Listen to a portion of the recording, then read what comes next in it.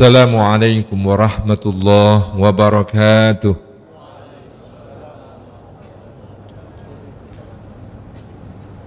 Alhamdulillahi haqqa hamdi. Alhamdulillahi hamdan katsiran tayyiban mubarakan fih. Nahmaduhu wa nasta'inuhu wa nastaghfiruhu wa nastahdihi wa natubu ilaih. Wa la na'budu illa iyyahu wa natawakkalu alaih. Allahumma fasalli wa sallim wa barik ala sayyidina Muhammad wa ala alihi wa ala ashabihi wa dhurriyyatihi wa man sara ala nahjihi wa sanna bisunnatihi wa ihtada bihadihi ila yaumi liqa'i rabbih, amma ba'd. Hadirat al-afadil, hadirat al-mukarramin, para alim, para ulama, para asatid, para ustadzat, guru-guru umat, wabil khusus Takmir Masjid Al-Falah Surabaya, rekan-rekan Risma Al-Falah, penyelenggara acara kita pada malam hari ini, seluruh hadirin hadirat, muslimin, muslimat, mukminin, mukminat, salihin, salihat, termasuk yang belum kawin dan belum sunat, semuanya. Puji syukur kita haturkan kehadirat Allah atas limpahan karunia-Nya kita dihimpun pada malam hari ini dalam majelis Jejak Nabi. Mudah-mudahan setiap langkah yang kita tempuh, tiap tapaknya menggugurkan dosa-dosa kita, meninggikan derajat kita di sisi Allah Subhanahu wa taala dan menjadi pemudah jalan kita semua menuju surga. Dan duduk kita bermajelis dinilai taman di antara taman-taman surga tempat Allah mencurah-curahkan rahmat-Nya, menaungkan sayap-sayap malaikatnya, menurunkan sakinah ke dalam hati kita, dan menyebut-nyebut nama kita semua dengan bangga pada makhluk-makhluk mulia yang ada di sisinya.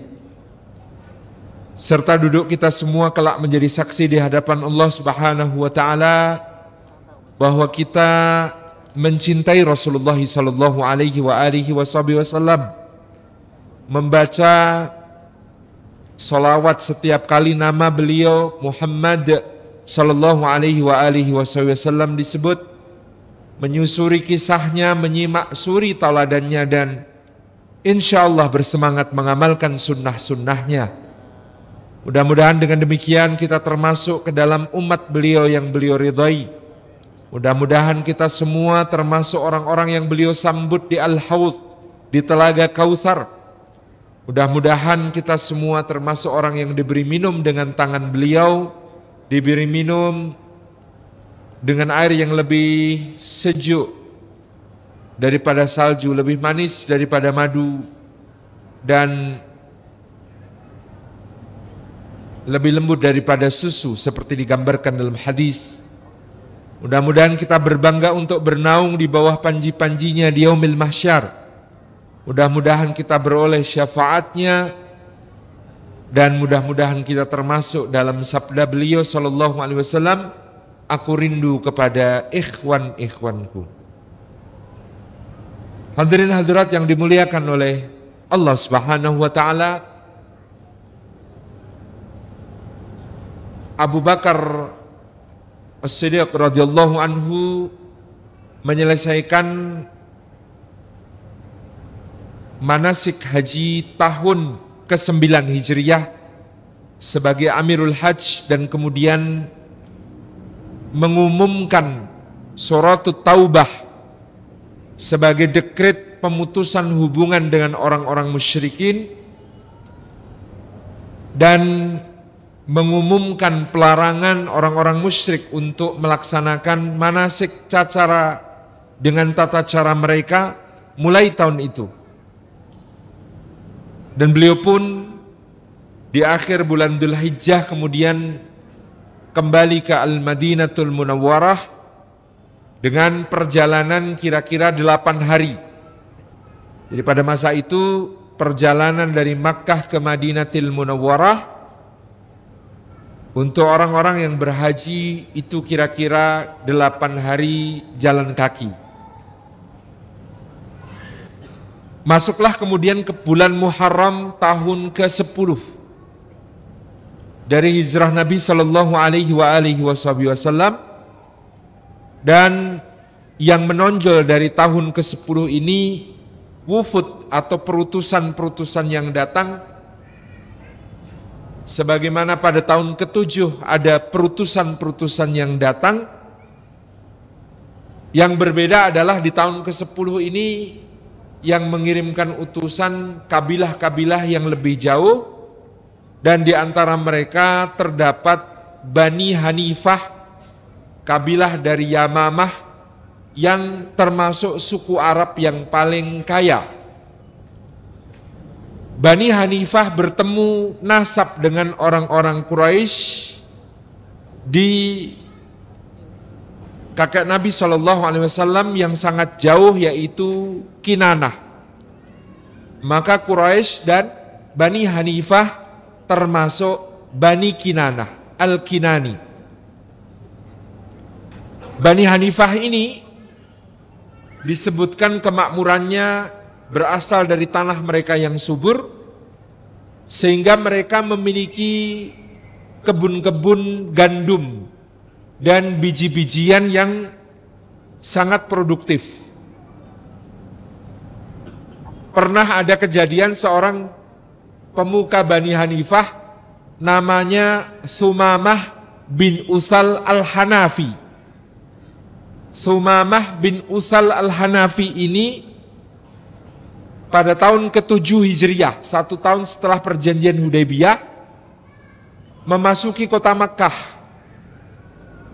dalam keadaan sebagai seorang muslim, lalu bermanasik dengan cara Islam, dan kemudian dia ditentang oleh orang-orang Quraisy. Maka terjadi perkelahian antara Sumamah dan pengikutnya dengan orang-orang Quraisy.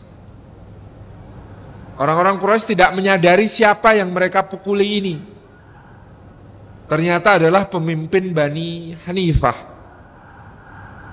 Sumamah bin Usal Al-Hanafi kemudian setelah perkelahian itu reda, karena ada beberapa tokoh tua Quraisy termasuk Suhail bin Amr yang mengenalinya, mengatakan, ini Sumamah pemimpin Bani Hanifah, celaka kalian, jangan dipukuli, ini sahabat kita, sekutu kita. Sumamah kemudian memanjat ke atas Ka'bah dan mengumumkan, mulai hari ini demi Allah tidak akan ada satupun bebijian Yamamah yang akan sampai ke kota Mekah tanpa izin Rasulullah Muhammad SAW. Lalu Sumamah bin Usal Al-Hanafi pulang ke Yamamah, dan sejak saat itu betul seperti yang dia katakan, tidak ada satupun bebijian Yamamah yang bisa masuk kota Mekah.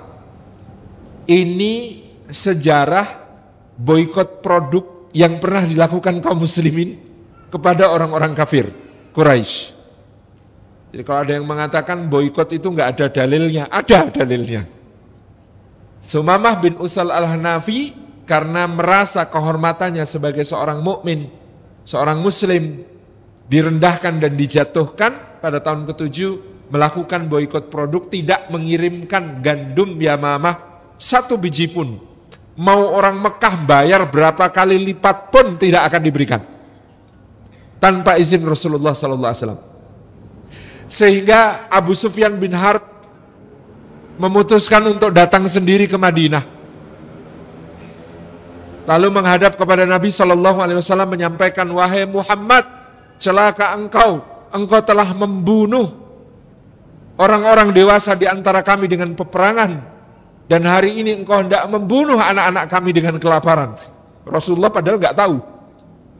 Lalu Rasulullah tanya, ada apa memangnya? Demi Allah, hari ini kami sudah memakan kulit-kulit pohon dan kulit-kulit binatang yang kami rendam sampai busuk supaya bisa dimasak untuk dipanaskan. Kenapa? Karena Sumamah bin Usal Al-Hanafi yang sudah masuk Islam telah melarang biji-bijian Yamamah dikirim ke Mekah. Ini kelakuanmu dan anak buahmu ini begini, kata Abu Sufyan. Wahai Abu Sufyan, sungguhnya Sumamah melakukan itu tanpa berkoordinasi, Tetapi ini cukup untuk menjadi pelajaran bagi kalian supaya tidak sembarangan memperlakukan seseorang di kota Mekah. Maka kemudian Nabi SAW mengirim utusan kepada Sumamah bin Utsal al-Hanafi untuk mengakhiri boikot pertanian Yamamah kepada kota Mekah. Ini untuk menggambarkan kemakmuran Yamamah. Mereka punya kebun-kebun gandum, mereka punya kebun-kebun kurma yang luas, dan mereka adalah peternak yang lihai, yang andal. Kalau orang-orang Mekah dan orang-orang Khuza'ah itu punya unta paling ratusan, maka pemuka-pemuka Bani Hanifah itu setiap orangnya punya unta itu bisa ribuan bahkan puluhan ribu ekor unta. Sehingga Bani Hanifah dari Yamamah ini disebutkan oleh para penulis sirah termasuk yang akhir-akhir mendatangi Rasulullah menghadap untuk masuk Islam. Kenapa? Orang kaya. Orang-orang makmur ini merasa awak dia gak masuk Islam ya tetap makmur gitu. Kita ini tidak masuk Islam pun tetap akan hidup makmur dan kaya raya. Jadi buat apa? Gak usah gitu-gitu amat. Ini yang menjadi perasaan orang-orang Yamamah. Meskipun tadi pemimpinnya yang namanya Sumamah bin Utsal al-Hanafi sudah masuk Islam. Tapi tidak lama kemudian nanti Sumamah bin Utsal al-Hanafi meninggal dunia, maka kepemimpinan Bani Hanifah di Yamamah jatuh kepada seorang yang bicaranya sangat manis dan disukai oleh penduduk Yamamah, namanya Musailimah. Saya luruskan, banyak yang menuliskan namanya Musailamah. Saya cek di berbagai kitab sirah dijelaskan lamnya di kasroh, bukan di fathah. Jadi yang lebih tepat dibacanya bukan Musailamah tapi Musailimah. Musailimah pemimpin Bani Hanifah dari Yamamah. Dia datang membawa kaumnya menghadap Nabi SAW di tahun ke-10, di awal tahun ke-10 Hijriah ini. Dia sudah memaklumkan kepada orang-orang, bahkan berpidato di luar kota Madinah. Sesungguhnya dengan kedudukan kami di tengah bangsa Arab dan juga kekuatan kami yang seperti ini, kami bergabung dengan Muhammad bukan karena kami takut, tetapi kami bergabung dengan Muhammad untuk menggabungkan kekuatan, dan pasti Muhammad setelah dia wafat nanti akan menyerahkan urusan ini kepada kami. Dia sudah berpropaganda bahwa ini koalisinya ini pemimpin koalisi nanti gantian. Setelah Muhammad wafat nanti saya yang mimpin. Soalnya saya lebih makmur daripada Madinah. Madinah ini kalau memang nanti perlu apa-apa tinggal bilang ke Yamamah. Jadi nanti kalau Muhammad SAW wafat nanti ganti sayalah pemimpin seluruh Arab. Ini yang dikatakan Musailimah al-Kadzdzab sebelum kemudian dia menghadap Nabi SAW. Maka Nabi SAW sudah mengetahui hal ini sehingga ketika Musailimah datang, Nabi SAW itu memegang satu pelepah kurma yang ada beberapa lembar daunnya. Kemudian beliau SAW memegang pelepah kurma ini dengan mengatakan, demi Allah, seandainya engkau meminta sesobek atau selembar daun kurma yang ada di pelepah ini, wahai Musailimah, aku tidak akan pernah memberikannya kepadamu. Maksud Nabi SAW jangankan kekuasaan, jangankan kepemimpinan sepeninggal beliau SAW, selembar daun kurma atau sesobeknya yang ada di pelepah, yang ada dalam genggaman beliau SAW saja, kata Nabi SAW, tidak akan pernah aku berikan. Kaget Musailimah. Wahai Muhammad, jika demikian kita bisa berbagi. Yamamah terletak di sebelah timur laut dibandingkan kota Madinah. Maka Musailimah menawarkan, bagaimana kalau kepemimpinan Madinah ke selatan kau ambil, dari Yamamah ke utara jatahku. Jadi kalau nggak bisa dapat semuanya, ayo kita kompromi berbagi. Kata Nabi SAW sekali lagi mengulangi, demi Allah, sehelai ataupun sesobek daun kurma yang akan ada di pelepah ini pun tidak akan pernah aku berikan kepadamu. Karena sesungguhnya Allah telah mensifati engkau, ditampakkan di dalam mimpiku. Rawi hadis ini Sayyidina Abu Hurairah radhiyallahu anhu, dia menceritakan bahwa Rasulullah sallallahu alaihi wasallam telah menceritakan mimpi tentang Musailimah ini kepada beliau. Apa mimpi Nabi SAW? Di dalam mimpiku aku melihat 2 buah gelang terbuat dari emas yang sangat indah. Gelang itu begitu memikat hati banyak orang sehingga aku pun menginginkannya untuk kupakai agar orang-orang pun kagum dan senang padaku, kata Nabi SAW. Tetapi Allah telah melarangku dan Allah memerintahkan aku agar meniup kedua gelang emas tersebut. Maka ketika aku tiup kedua gelang itu pun hilang, menghilang dari pandangan. Sesungguhnya kedua gelang emas itu adalah Al-Aswad Al-Ansi di Yaman dan Musailimah Al-Kadzab di Yamamah. Dua-duanya nanti begitu Nabi SAW wafat akan memproklamasikan dirinya sebagai Nabi baru.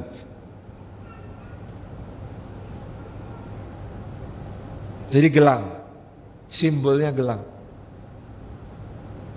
Mereka nggak tahu kalau kenabian itu nggak pakai gelang tapi cincin. Nabi SAW itu stempelnya pakai cincin, bukan pakai gelang. Inilah Musailimah Al-Kadzab dan Al-Aswad Al-Ansi yang memproklamasikan kenabiannya segera setelah Rasulullah wafat di negeri Yaman. Atas berkat rahmat Allah, maka 2 orang ini nanti akan berhasil ditumpas. Al-Aswad Al-Ansi nantinya akan bertaubat dan kembali kepada Islam, sementara Musailimah Al-Kadzab dihancurkan dan dibunuh. Siapa yang membunuh Musailimah Al-Kadzab? Seorang tokoh yang dia mengatakan, segala puji bagi Allah yang telah menjadikan lembingku membunuh manusia yang paling buruk. Aku dulu berdosa karena telah membunuh manusia yang paling baik, yaitu Hamzah bin Abdul Muthalib. Maka kini aku menebus dosa dengan lembing yang sama, dengan membunuh manusia yang paling celaka, yaitu Musailimah Al-Kadzab. Musailimah itu apapun yang dilakukan Nabi SAW, dia ikuti. Termasuk bikin surat-surat yang dia sebut sebagai wahyu, yang mirip-mirip namanya dengan Quran. Tapi yang mirip cuma namanya, kualitasnya jauh. Dia punya surat Al-Fil, Al-Fil, Mal-Fil, wa ma adraka mal-fil, lahu khurtumun tawil. Gajah, apakah gajah itu? Tahukah kamu yang dimaksud dengan gajah? Gajah itu punya belalai panjang. Itu surat Al-Filnya Musailimah. Dia mengaku dapat wahyu yang lain, surat kata Ad-Difda. Ya Difda'a binta Difda'ain, wahai kata, anak dari 2 kata. Separuh tubuhmu di atas udara, separuh tubuhmu di dalam air. Apakah yang sebenarnya engkau mau?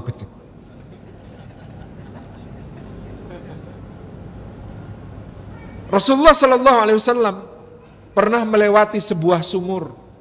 Sumur itu kering.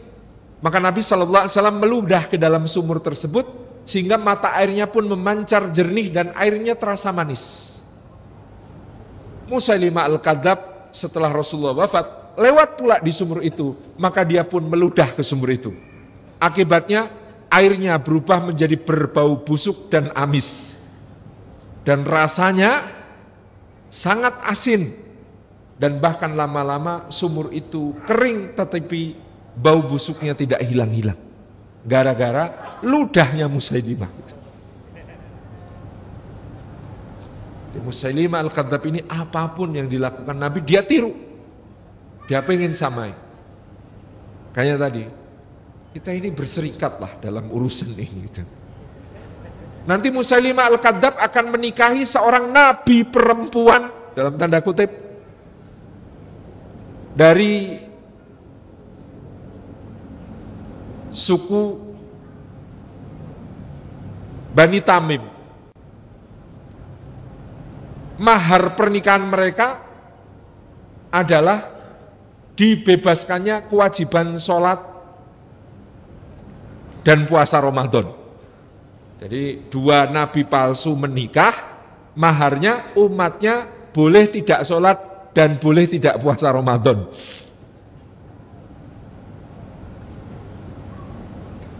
Memang tingkahnya nabi palsu ini aneh-aneh gitu. Ini yang kemudian Rasulullah SAW sebutkan tentang Musailimah Al-Kadzab di dalam mimpinya seperti beliau sampaikan kepada Abu Hurairah radhiyallahu anhu.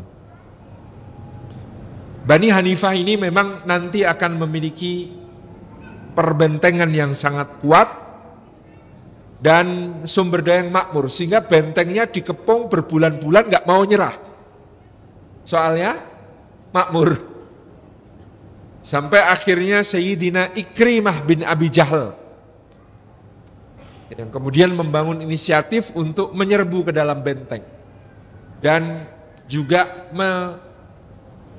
memancing. Jadi Ikrimah memimpin pasukan relawan berani mati menembus ke dalam benteng lalu pura-pura melarikan diri supaya pasukan Yamamah mengejar mereka keluar dari benteng dan baru sudah itu kemudian mereka bisa menghancurkan pasukan Yamamah. Dan Ikrimah ini kemudian nanti dikenal dengan kepahlawanan luar biasa setelah berhasil memancing keluar pasukan Bani Hanifah, beliau itu menggali tanah lalu membenamkan dirinya sepinggang dan bertarung di situ melawan musuh. Maksudnya apa? Supaya tidak melarikan diri. Ya Allah, saya tidak ingin melarikan diri dari medan perang sehingga tubuhnya dikubur separuh supaya tetap bertahan di situ untuk melawan musuh. Ini yang dicontohkan oleh Ikrimah bin Abi Jahal ketika berperang melawan Musailimah Al-Kadzab pada masa itu. Di masa Sayyidina Abu Bakar As-Siddiq radhiyallahu anhu. Perutusan yang lain adalah dari suku Abdul Qais yang tinggal di perbatasan antara Jazirah Arab dan Syam. Mereka menghadap kepada Nabi SAW dan menyampaikan, wahai Rasulullah, sesungguhnya kami menghadap engkau dan menyatakan keislaman kami bukan apa-apa tetapi karena kami dalam wilayah yang sulit untuk mencapai kota Madinah. Perkampungan kami dekat dengan perbatasan Romawi sehingga kalau kami tinggal sewaktu-waktu kami khawatir akan diserang oleh orang-orang Romawi. Dan untuk mencapai kota Madinah kami harus melewati suku Mudhar yang masih kafir dan memusuhi engkau. Maka tentu hal ini sangat menyulitkan kami. Maka demi Allah kami sudah beriman kepada engkau sejak lama, maka ajarkanlah kepada kami hal-hal yang praktis dan mudah untuk kami amalkan dan kami tidak bisa seperti yang lain bolak-balik menghadap engkau tanya ini tanya itu. Jadi Bani Abdul Qais ini minta diberi pengajaran Islam yang simple, mudah, langsung diamalkan dan kalau bisa ya nggak usah tanya-tanya lagi.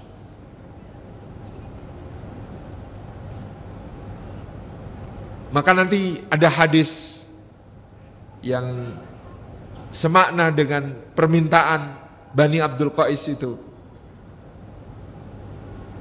Ada seorang sahabat yang bertanya kepada Nabi Shallallahu Alaihi Wasallam, wahai Rasulullah, apabila aku bersaksi bahwa tiada sesembahan selain Allah dan aku bersaksi bahwa engkau adalah utusan Allah, lalu aku tegakkan sholat dan aku bayarkan zakat, aku halalkan yang halal, aku haramkan yang haram, apakah dengan begitu aku masuk surga?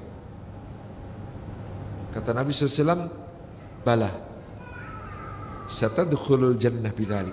Engkau akan masuk surga dengan amal yang demikian itu. Jadi kalimat terakhirnya itu, dan aku tidak tambahi, tidak pula aku kurangi. Cuma itu aja. Syahadat, salat, zakat, menghalalkan yang halal, mengharamkan yang haram. Tidak aku tambahi dan tidak aku kurangi. Apakah aku masuk surga? Nabi SAW mengatakan, ya, masuk surga.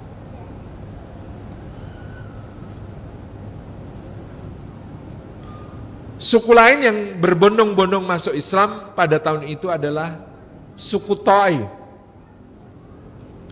Di antara pemuka suku Ta'i ada Adi bin Hatim At-Ta'i. Meskipun beberapa riwayat menyebutkan Adi bin Hatim masuk Islam lebih awal daripada sukunya. Jadi pemimpinnya masuk Islam sekitar tahun ke-7 Hijriyah, lalu dia kembali ke kaumnya, membimbing kaumnya, tahun ke-10 kaumnya sudah banyak yang masuk Islam, dia hadapkan kembali kepada Rasulullah Sallallahu Alaihi Wasallam. Adi bin Hatim ini adalah orang yang ketika Rasulullah Sallallahu Alaihi Wasallam membacakan ayat ittakhadu ahbarahum wa ruhbanahum arbabam min dunillah.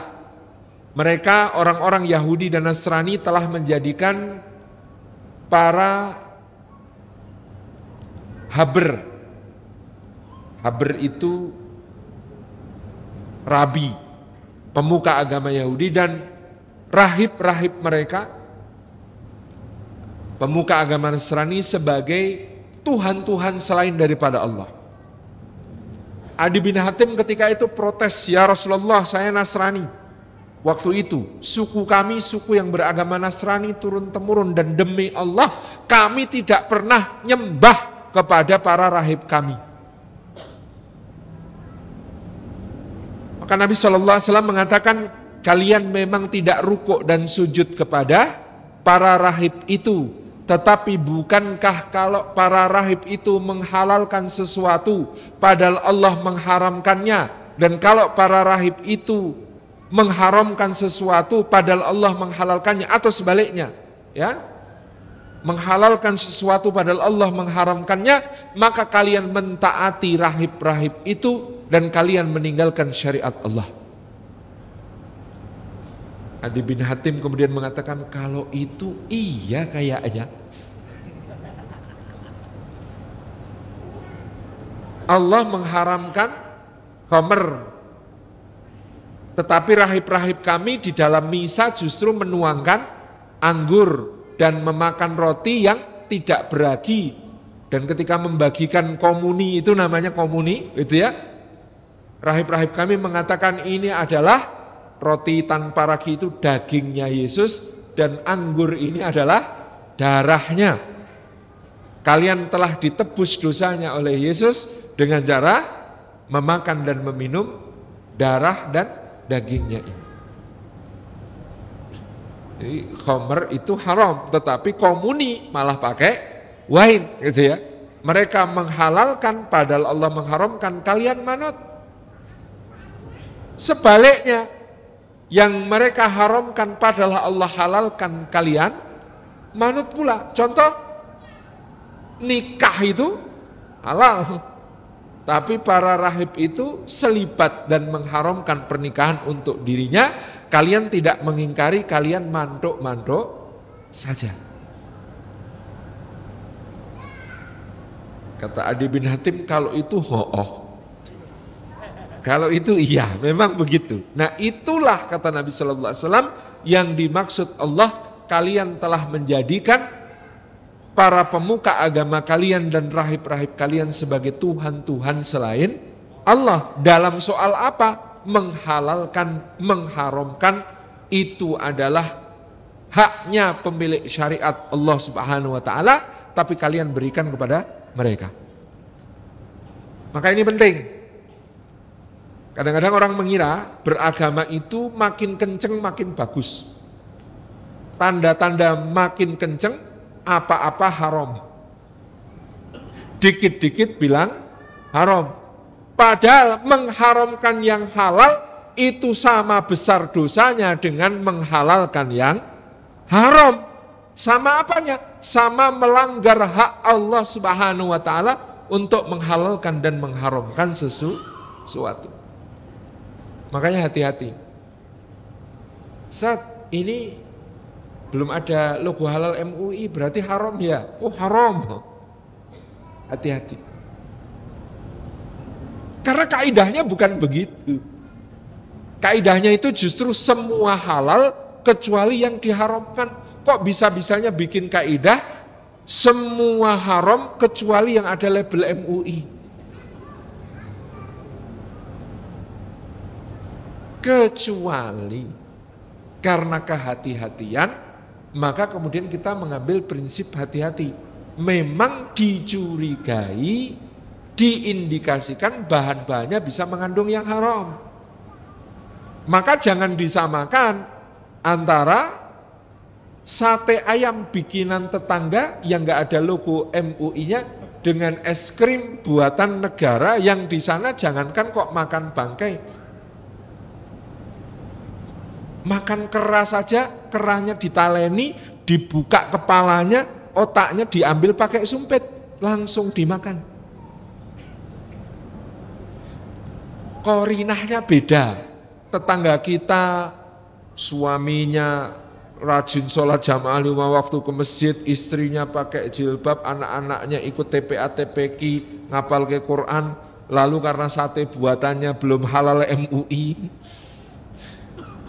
kok kita samakan hukumnya dengan yang tadi mengandung syubhat. Dalam perkara yang syubhat, kaidahnya balik ke hadis. Famanittaqo syubuhat faqad istabra'a lidinihi wa irtihi. Jadi itu hadisnya kan panjang ya. Innal halala bayyinun wa innal harama bayyinun wa bainahuma umurun mustabihatun la ya'lamuhu katsirum minan nas. Sesungguhnya yang halal itu jelas, yang haram itu jelas, dan di antara yang halal dan yang haram itu terdapat perkara yang samar-samar. Tidak mengetahui perkara samar-samar itu sebagian besar dari manusia. Artinya syubhat itu bertingkat-tingkat. Bagi kita yang awam, yang syubhat banyak. Semakin tinggi ilmunya, syubhatnya makin sedikit. Makin banyak yang lebih jelas. Bagi kita misalnya, wah ini syubhat, ini enggak jelas. Bagi yang ngerti ilmunya, dia sudah menguasai ilmu tentang material, ilmu tentang sembelihan, ilmu tentang fermentasi, ilmu tentang koagulan, ilmu tentang apa biasanya pengemulsi, emulsifier, ilmu tentang ya, berbasis kedokteran, farmasi, keamanan bahan pangan dan sebagainya. Kan makin clear buat dia, enggak syubhat lagi. Nah, maka orang awam itu tugasnya satu, serahkan kepada yang berilmu. Karena makin ilmunya jelas dengan keahliannya di berbagai bidang, maka clear. Yang kedua, tugasnya orang awam hati-hati. Famanittaqa syubhati faqad istabra'a lidinihi wa irdihi. Maka barang siapa berhati-hati dengan cara menghindari yang samar-samar, hadisnya dak ma yaribuka ila ma la yaribuk, tinggalkan yang meragukan menuju kepada yang meyakinkan. Selesai. Itu tugasnya awam di situ. Sudah merasa awam tapi pakai analisis, pakai kaidah fikih. Semua halal kecuali yang diharamkan. Wong ini enggak diharamkan kok lu. Dari mana tahu enggak diharamkan? Wong belum meneliti bahannya. Dari mana tahu tidak diharamkan kalau dia masih ragu-ragu juga soal apakah halal atau haram? Enggak boleh pakai kaidah itu pada sesuatu yang memang ada kesamaran. Kaidah itu al-aslu fil asya'il ibaha hatta yadulud dalilu ala tahrimihi.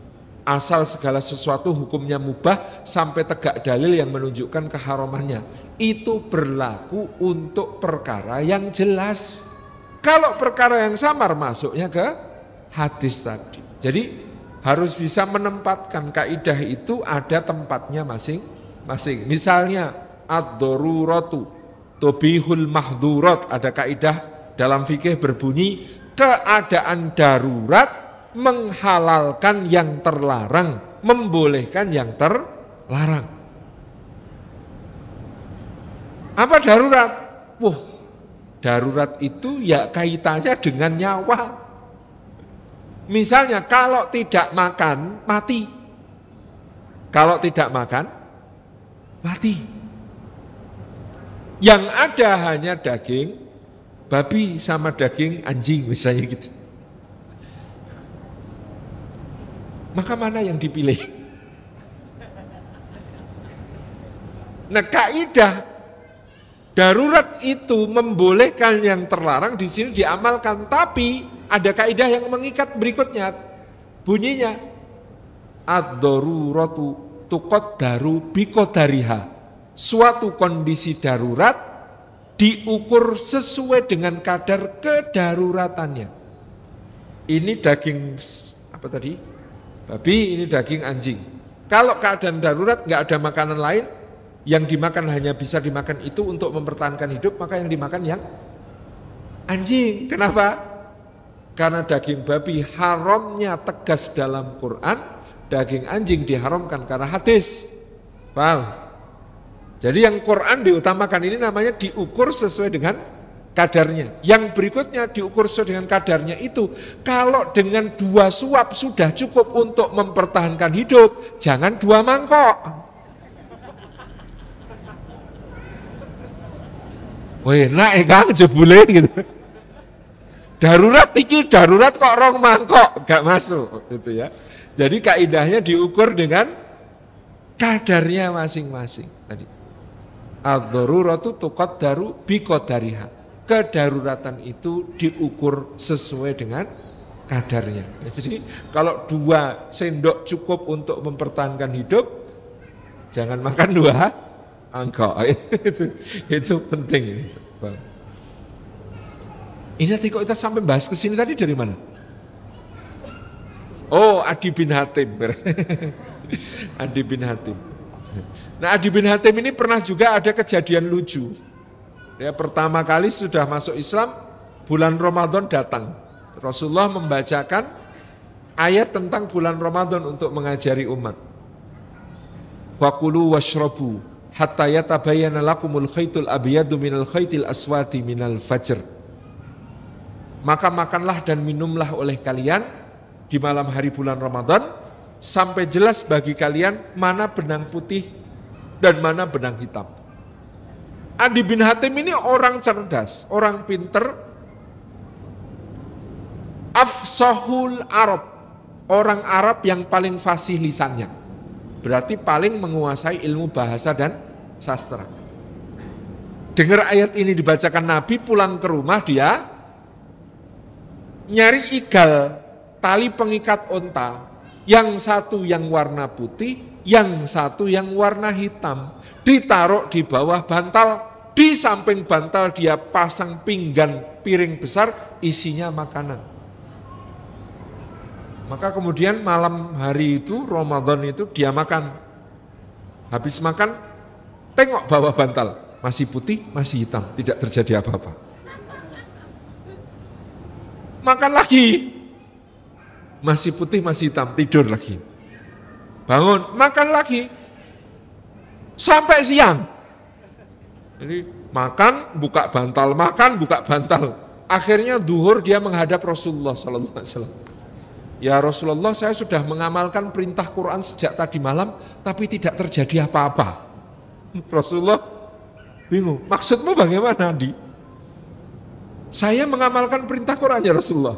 Makan, minum, perhatikan benang putih, benang hitam. Tidak terjadi apa-apa. Maka saya makan, minum sampai siang ini.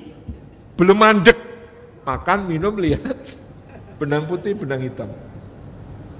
Rasulullah ketawa kemudian mengatakan, ini Rasulullah itu tidak menghakimi, tidak kemudian menghardik ya. Namanya juga masih belajar kan gitu.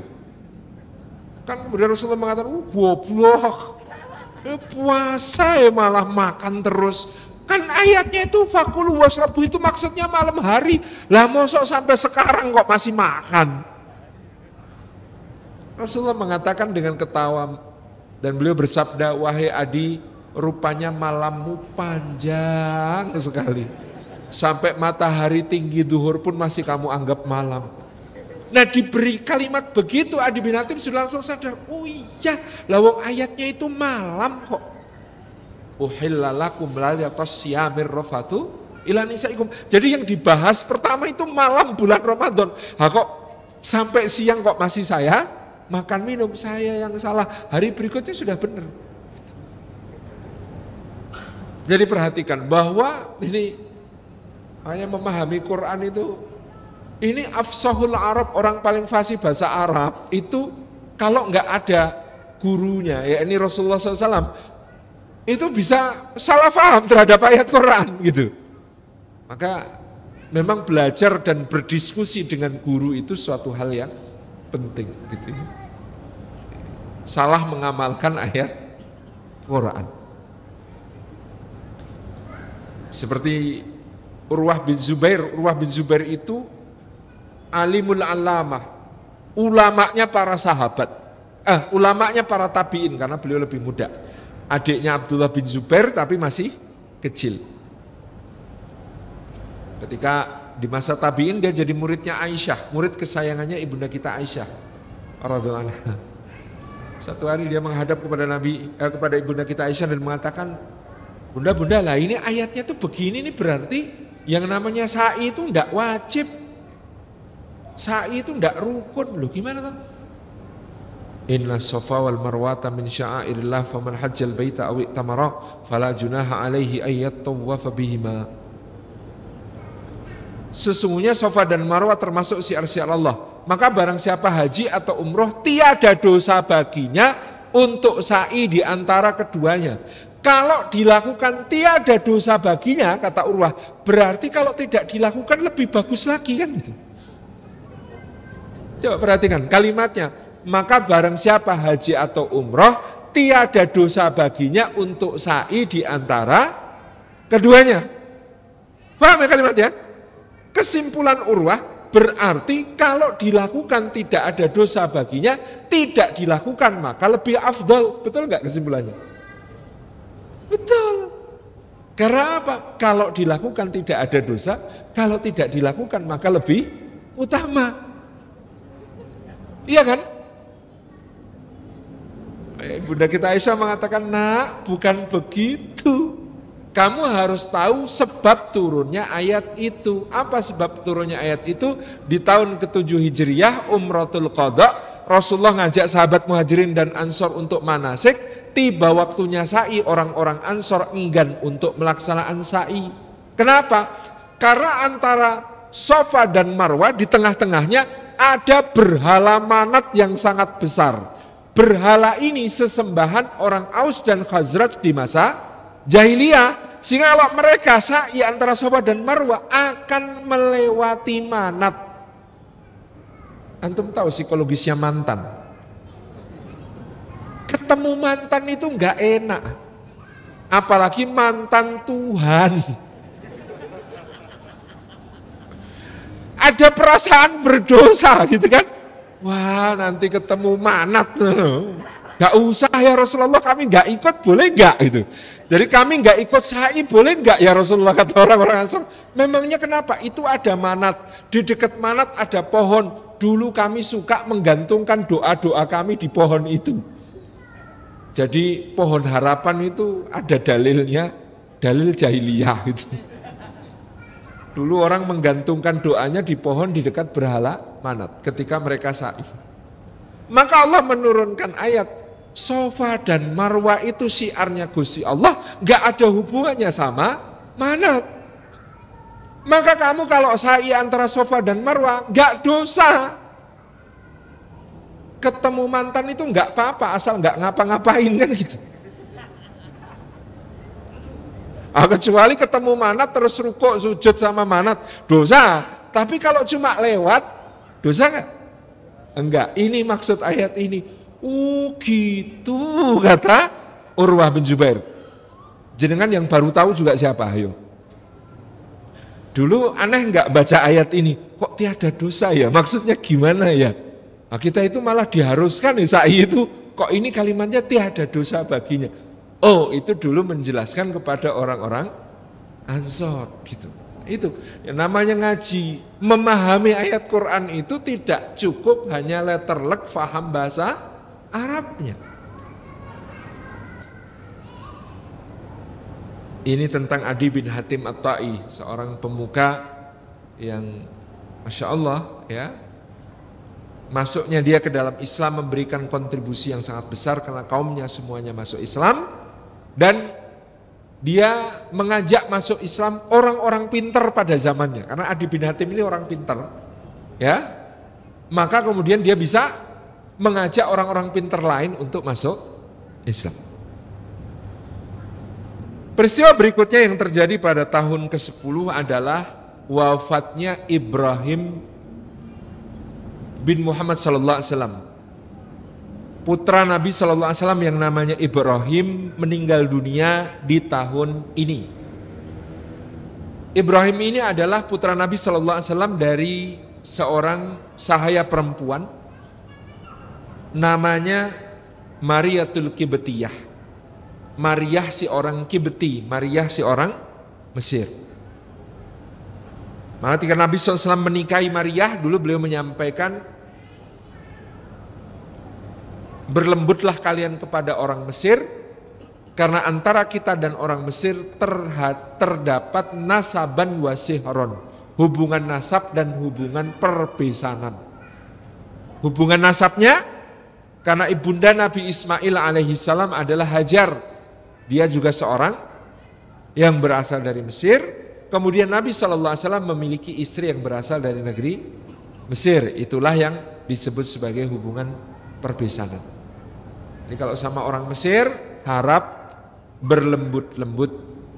Orang Mesir ini hatinya halus, perasaannya halus. Ada Pak Muhammad Zain, mahasiswa Indonesia di Al-Azhar di tahun 45. Mesir ini adalah negara pertama yang mengakui kemerdekaan Indonesia. Tapi begitu misi diplomasi Indonesia di Mesir menghadap Raja Mesir, Raja Farouk, Perdana Menteri Mesir, Mahmud Fahmi An-Nukrosy dan kabinetnya, itu orang-orang Mesir tidak yakin Indonesia itu negara Muslim. Kenapa? Karena presidennya namanya Soekarno. Soekarno itu nama apa gitu. Akhirnya supaya orang Mesir yakin Indonesia itu negara Islam, maka Pak Muhammad Zain ini, diplomat Indonesia yang sekaligus mahasiswa Al-Azhar ini, mengusulkan agar nanti Bung Karno kalau berkunjung ke sini, dan mulai sekarang kita sosialisasikan, namanya itu Ahmad Soekarno. Di depannya ditambahi Ahmad gitu. Biar orang Mesir yakin kalau Indonesia itu negara Muslim gitu. Karena kalau nama presidennya Soekarno ya nama apa itu gitu kan. Gak jelas. Maka kemudian disebut Ahmad Soekarno. Sehingga Presiden Soekarno itu kalau tanda tangan di negara-negara Arab, dia nulisnya Ahmad Soekarno. Di Maroko ada Rui Ahmad Soekarno, Jalan Ahmad Soekarno. Di Mesir itu Syekh Ali Jum'ah, mantan mufti Mesir, itu menceritakan bahwa Ahmad Soekarno orang yang sangat berjasa mempertahankan Al-Azhar. Karena Presiden Gamal Abdul Nasir yang berideologi kiri itu dulu mau membubarkan dan menutup Al-Azhar. Maka ketika Soekarno datang, meskipun Soekarno juga kiri, Soekarno memberi nasihat kepada Presiden Jamal Abdul Nasir.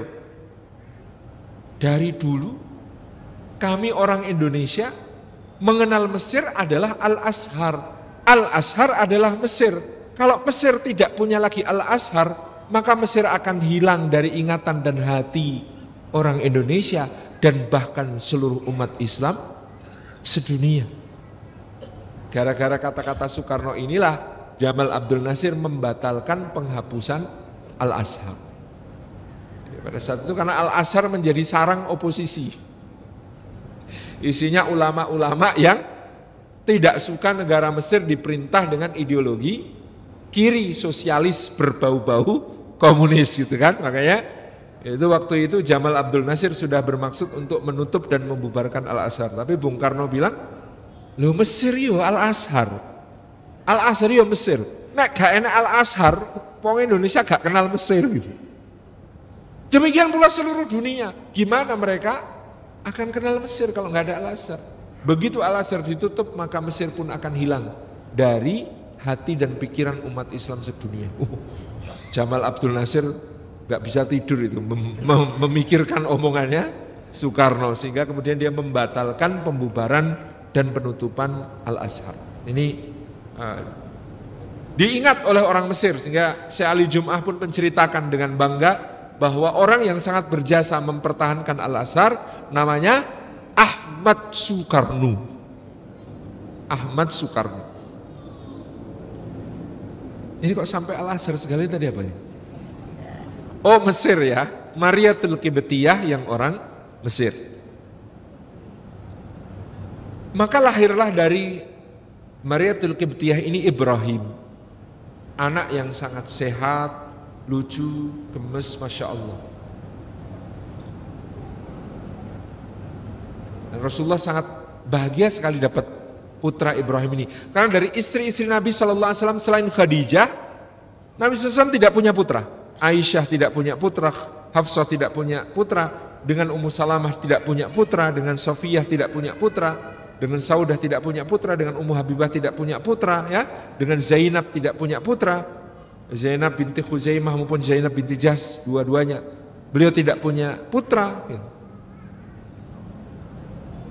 Sehingga kelahiran Ibrahim ini sangat membahagiakan Nabi SAW, tapi tentu juga membuat cemburu istri-istri Nabi yang lain. Salah satunya yang bercerita ibunda kita Aisyah. Setiap kali Rasulullah menimang-nimang Ibrahim, beliau mengatakan, "Wahai Aisyah, tidakkah kau lihat betapa miripnya Ibrahim denganku?" Aisyah mengatakan di mana-mana bapak sama anak ya mirip, mosok nggak mirip? Dan ketus sekali ngomongnya gitu ya. Ini Aisyah nggak senang gitu ya. Terus kemudian, "Wahai Aisyah," satu kali, "tidakkah kau lihat betapa Ibrahim ini anak yang sangat gemuk dan kuat?" Apa komentarnya Aisyah dipameri Rasulullah begitu? Anak manapun kalau minum susunya kayak Ibrahim ya pasti gede gitu. Jadi sering awkward gitu ya. Kalau Rasulullah lagi menimang-nimang Ibrahim, dan ini manusiawinya keluarga Nabi SAW ya. Yang namanya Aisyah itu. Aku ya pengen ya Rasulullah punya anak dari engkau, kok nggak punya ini. Cah Mesir, anyaran, cah cilik. Cukup-cukup kok duwe anak saka sampeyan itu gitu. Gemes gitu ya. Maka itulah kondisi Ibrahim yang Masya Allah sangat disayang oleh Nabi SAW. Qadarallah wa masya'a fa'al. Ibrahim ini satu saat diserang oleh segerombolan ayam sehingga terluka dan akhirnya meninggal. Makanya orang Arab itu tidak suka makan ayam. Dulu. Sebelum ada Al-Baik. Itu tidak suka makan ayam. Karena ada riwayat ini bahwa Sayyidina Ibrahim bin Muhammad SAW itu, putra Nabi SAW itu wafatnya karena diserang oleh ayam. Yang umur 2 tahun dikabrui pitik, lari-lari jatuh. Misalnya gitu kan. Qadarallah wa masya'afa'al. Dan ayamnya Arab kan gede-gede, bukan seperti ayam kita.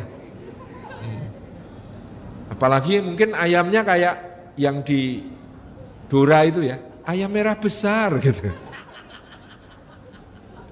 Itu kan besar gitu. Jadi karena dulu saya jelaskan begini di Jogja ada yang tanya, masa Ustadz diserang ayam kok meninggal? Ya Allah kalau bikin sebab takdir ya terserah Allah gitu kan. Ya dalam hadisnya memang begitu, itu karena diserang ayam, kemudian terjatuh dan meninggal dunia. Ini Ibrahim.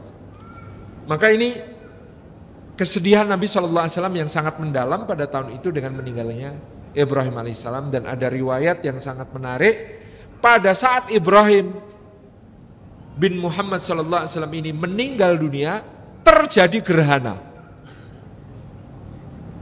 gerhana matahari. Maka di mana-mana orang mengatakan, wah ini Ibrahim kesayangannya Rasulullah meninggal makanya gerhana. Langit pun turut berduka. Ini kesalahan logika. Kesalahan logika ini dalam bahasa Latin disebut post hoc ergo propter hoc. Artinya sesudah itu maka karena itu. Dua peristiwa yang berurutan terjadi, maka dianggap yang lebih dulu menyebabkan yang terjadi kemudian. Ibrahim meninggal, ada gerhana, maka gerhana terjadi karena meninggalnya Ibrahim. Itu namanya post hoc ergo propter hoc. Sesudah itu maka karena itu. Sesudah itu maka karena itu boleh kalau untuk muhasabah. Contoh, astagfirullahaladzim, saya tadi itu tidak sengaja melihat aurat tersingkap, makanya sekarang kepala saya ketabrak pintu, blok gitu kan. Astagfirullah, yang tadi dosa ya Allah, ya Allah. Nah misalnya begitu, itu boleh, tapi untuk konsumsi pribadi tidak boleh diterangkan. Hati-hati ya, kalau ngelihat aurat nanti pasti ketabrak. Enggak, bukan karena itu. Jadi post hoc ergo propter hoc itu boleh kalau untuk muhasabah pribadi. Tapi tidak boleh untuk menjelaskan fenomena umum. Ustadz Salim datang, langsung hujan deras. Enggak ada hubungannya. Gitu ya, enggak ada hubungannya. Ya memang waktunya hujan ya hujan. Nanti kalau waktu lain saya datang pas panas, Ustadz Salim datang panas mendengar itu. Karena itu enggak ada maka ya, melogika seperti ini tidak diperkenankan. Sehingga Rasulullah SAW menegur keras para sahabat yang mengatakan gerhana ini terjadi karena meninggalnya Ibrahim. Karena Nabi SAW mengatakan sesungguhnya bulan dan matahari adalah dua ayat di antara ayat-ayat Allah. Gerhana bulan dan gerhana matahari adalah tanda-tanda kekuasaan Allah. Tidaklah terjadi gerhana itu karena kelahiran ataupun kematian seseorang. Jadi, tidaklah terjadi gerhana itu karena kelahiran ataupun kematian seseorang, melainkan dia adalah kehendak Allah Subhanahu wa ta'ala. Ini yang disampaikan Nabi SAW. Kemudian Nabi SAW menguburkan Ibrahim, dan ketika menguburkan Ibrahim itu salah satu sabda beliau SAW yang paling terkenal beliau sampaikan, wahai Ibrahim, mengalir air mata bersedih hati, tetapi kami tidak mengucapkan kecuali apa yang diridhoi oleh Allah Subhanahu wa ta'ala. Sedih boleh, tapi kalau meratap tidak boleh meratap dengan kalimat yang tidak disukai Allah. Contoh kalimat yang tidak disukai Allah adalah berandai-andai. Ya Allah Ibrahim, tadi seandainya saja kamu di rumah, gak main sama ayam, tentunya kamu gak akan seperti ini. Kalimat semacam ini tidak boleh. Gitu kan? Menyesali dengan mengandai-andaikan. Itu tidak boleh.